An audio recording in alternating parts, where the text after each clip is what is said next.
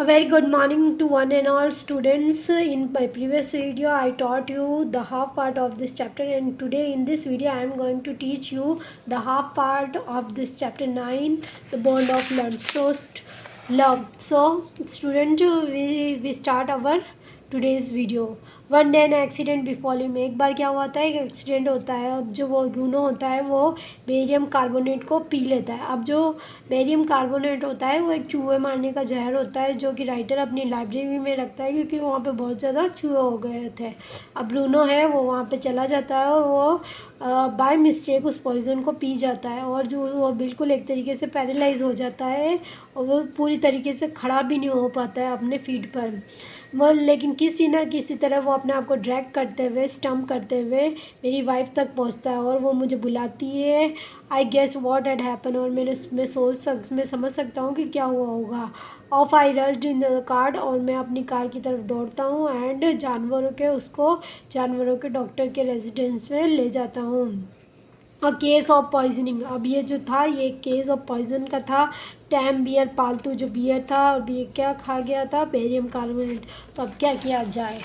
तो जो वहाँ का जो डॉक्टर था, आउटकम द मेडिकल बुक्स, वो अपनी हिज मेडिकल बुक्स, वो अपनी मेडिकल बुक्स को निकालता है, पढ़ता है and favours reference to index begin, और इस रेफरेंस के ऊपर पढ़ता है। व्हाट पॉइजन डिड यू से, आपने कौन सा पॉइजन बताया। तो वो राइटर बताता है बेरियम कार्बोनेट या बेरियम कार्बोनेट सॉल्ट, तो ये बताता है। तो अब उसका ट्रीटमेंट क्या है, तो वो बोलता है इंजेक्शन है, जस्ट अ पैरालाइसिस ट्रीटमेंट।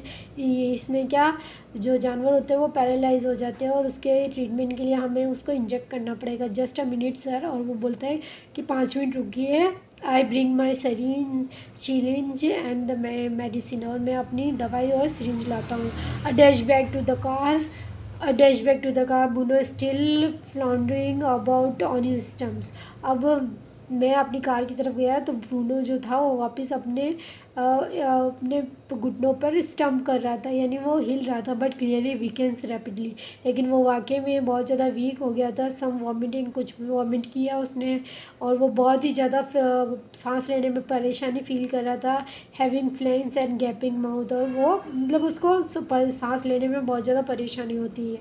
तो होल्ड हिम एवरीबडी, जो डॉक्टर है वो सबको कहता है कि इसको सब जने पकड़ के रखो, और उसको इंजेक्ट किया जाता है। और उसको क्या दिया जाता है, 10 cc of antidote enters his system without a drop being wasted, यानी उसको anti hypodermic Bruno squeals in goes the hypodermic Bruno squeals. Hypodermic बोलते हैं कि जो a long needle use to give an injection under the skin. अब ये एक long needle होती है जिससे हम इंजेक्शन देते हैं, तो उसको 10 cc का इंजेक्शन दिया जाता है, और एक भी बूंद वो बिना गिराए डॉक्टर उसको इंजेक्ट करता है। अनदर 10 cc इंजेक्ट, वापस उसको जब उसके ऊपर कोई, उसके अंदर कोई चेंज नहीं आता है तो उसे वापस 10 cc का वापस एक इंजेक्शन लगाया जाता है। 10 मिनट बाद क्या देते हैं, ब्रीथिंग लेस हिस्टेरियसली, यानी उसके अंदर कुछ सुधार आता है। Bruno can move his arms and legs as a little although he can not stand yet, लेकिन वो थोड़ा मूव करने लगता है और उसके अंदर फिर भी वो खड़ा नहीं हो सकता है। 30 मिनट्स के बाद तो जो ब्रूनो है वो बहुत ज़्यादा अच्छा हो जाता है और वो खाना खाने लगता है। ही लुक्स एट अस डिस्डेंटली, और वो हमें देखता है कि जैसे मेरे ऊपर क्या होगा, इस बेरियम कार्बोनेट से मेरे पे कोई असर थोड़ी ना पड़ने वाला है। तो ब्लिक बेल लाइक मी, और ब्रूनो इज़ स्टिल ईटिंग। अब वो वापस खाने लगता है, यानी वो इस तरीके से खड़ा होता है कि वो कहता है कि मेरे पर इसका कोई, इस जहर का कोई असर नहीं है। अब दूसरा एक्सीडेंट की बात बताते हैं कि उसने एक बार क्या किया था कि मैंने एक गैलन इंजन ऑयल निकाल के अपनी कार में से निकाल के रखा था अपनी गैरेज में, और है ना उसने वो पी लिया था। और ये जो गैलन ऑयल था वो मैंने है ना टर्माइट्स को मारने के लिए रखा था, लेकिन उसने वो पी लिया था, but is no ill effect of whatever. लेकिन उसको उस गैलन ऑयल का, इंजन ऑयल का भी उसके ऊपर कोई गलत असर नहीं हुआ। The month revolved on and Bruno had grown many times the size he was when he come. अब जो टाइम बीतता गया, अब कुछ महीनों बाद जो ब्रूनो था वो जिस साइज़ में उसको लाया गया उससे बहुत ज़्यादा साइज़ वो बढ़ गया था, यानी वो एक बड़ा बियर बन चुका था। और वो जो एलिस्टियंस जो डॉग थे उनसे भी उसकी जो हाइट और वेट था वो ज़्यादा हो गया था, बट एज वह स्वीट, लेकिन वो अभी भी पहले जैसा ही स्वीट था। उसकी जो शैतानियाँ थी, मिशीवियस थी, वो वैसी ही थी, वो ऐसे ही प्लेफुल था। और he was very fond of us all, और वो हमारे से बहुत ज़्यादा प्यार करता था। ही लव्ड माई वाइफ, और मेरी वाइफ से भी बहुत ज़्यादा प्यार करता था। She has change his name from Bruno to Baba, और मेरी वाइफ ने अब उसका नाम भी बदल दिया था। उसको ब्रूनो से वो एक बाबा बुलाती थी, और बाबा का मतलब होता है कि स्मॉल बॉय, हिंदुस्तानी लैंग्वेज में जिसको बोलते हैं। और वो अब कुछ ट्रिक्स भी करने लग गया था। उसको जब हम कहते कमांड, जब बाबा को हम कहते थे विसल, और बाबा बॉक्स बॉक्स करो, तो वो थोड़ी बहुत लड़ाई करता था और उनके साथ बैठ जाता था। गिव अ स्टिक, और जब हम उसको स्टिक देख के कहते थे कि होल्ड गन, गन को होल्ड करो, तो वो उसके पास एक स्टिक थी, उसको स्टिक को पकड़ के वो गन की तरफ पॉइंटेड करता था। और जब हम उसे कहते थे बाबा वेयर इज़ योर बेबी, तो वो एक लकड़ी का टुकड़ा जो उसने उसके पास रखा था उसको लेके आता था और उसे अपने बेबी की तरह उसे हिलाता था और उसको क्रैडल करता था, झूला झुलाता था।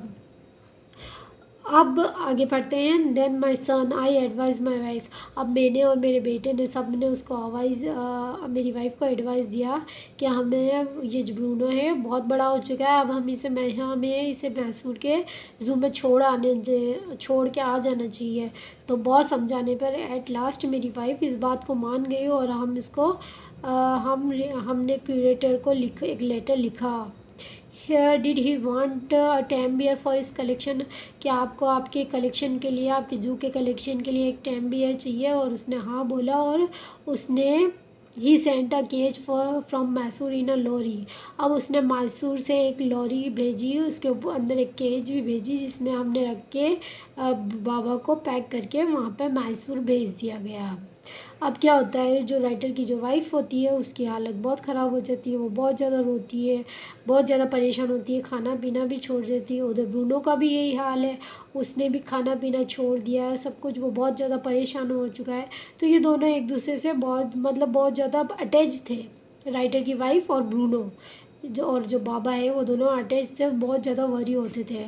और जब भी कोई वहाँ पे जाता था मैसूर में, तो उसकी जो वाइफ थी वो उसको बोलती थी कि तुम जा रहे हो तो वहाँ के ज़ू में ब्रूनो को देख के आना कि वो कैसा है। तो सभी उसको देख के आते थे, तो वो कहते थे कि वो वहाँ पे सही है, लेकिन फिर भी वो वहाँ पे बहुत ज़्यादा वरीड रहता है, और उसकी थोड़ी हालत भी उतर गई है। तो ये सब बातें बोलते थे, क्योंकि वाकई में जो ब्रूनो था वो भी राइटर की वाइफ को भूल नहीं पाया था। Friend had conjured that the bear would not organise, अब एक दिन क्या होता है कि जो राइटर की वाइफ होती है वो राइटर से बहुत ज़्यादा ये इज़्ज़त करती है कि तुम मुझे ब्रूनो को दिखाने ले जाओ, नहीं तो मैं खुद अपनी बस से या ट्रेन से चली जाऊँगी।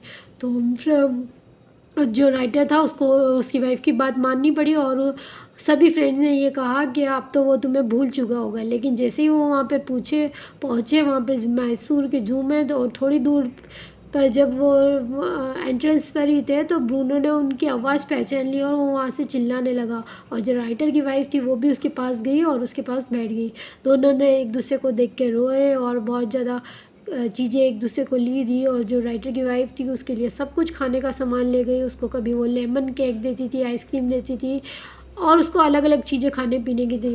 एट लास्ट क्या हुआ, जू को 3 घंटे तक वो दोनों एक दूसरे से बातें करते रहे, पास बैठे रहे। आखिरकार जू को बंद करने का टाइम आया, और जब जू को बंद करने का टाइम आया तो सभी ने उनको कहा कि अब आप जाइए। तो जो राइटर की जो वाइफ थी उसने कहा, वो राइटर को भी ये पता चल गया था कि आगे क्या होने वाला है, तो उसने वहाँ का जो केयर टेकर था उसको बोला कि क्या हम हमारे ब्रूनो को वापस हमारे घर ले जा सकते हैं। तो उसने कहा कि ये गवर्नमेंट प्रॉपर्टी है, अगर आप यहाँ के सुपरिटेंडेंट से पूछो, तो अगर आपको परमिशन देता है तो आप जाओ। और वो जो सुपरिटेंडेंट है वो बेंगलोर में रहता है।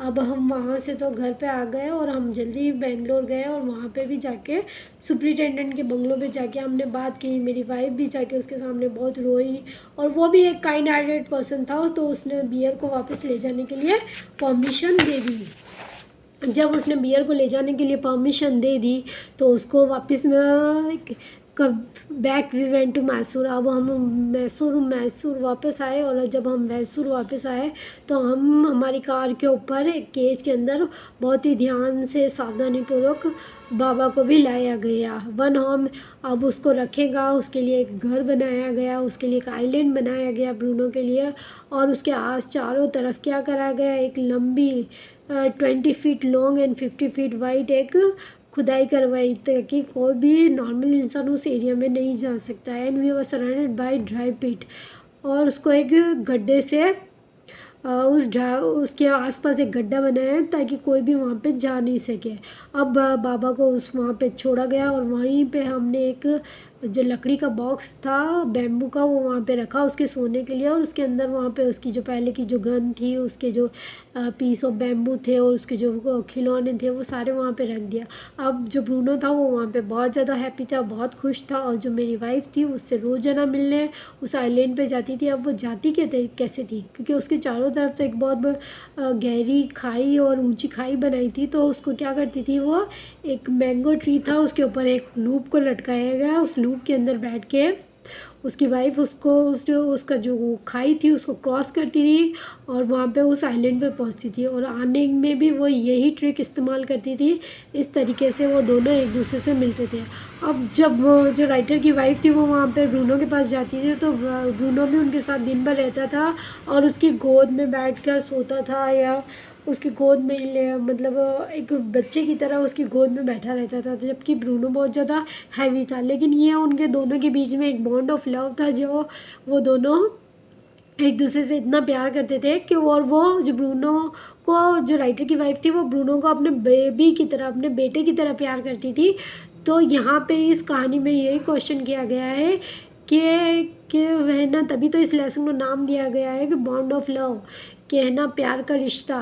तो जो ब्रूनो और राइटर की वाइफ के बीच में एक बॉन्ड ऑफ लव था, एक माँ बेटे का प्यार था, जो इस लेसन में बताया गया है। That's all for today students, that is the story and your work is you have to read this chapter very carefully. So that's all for today. Have a nice day.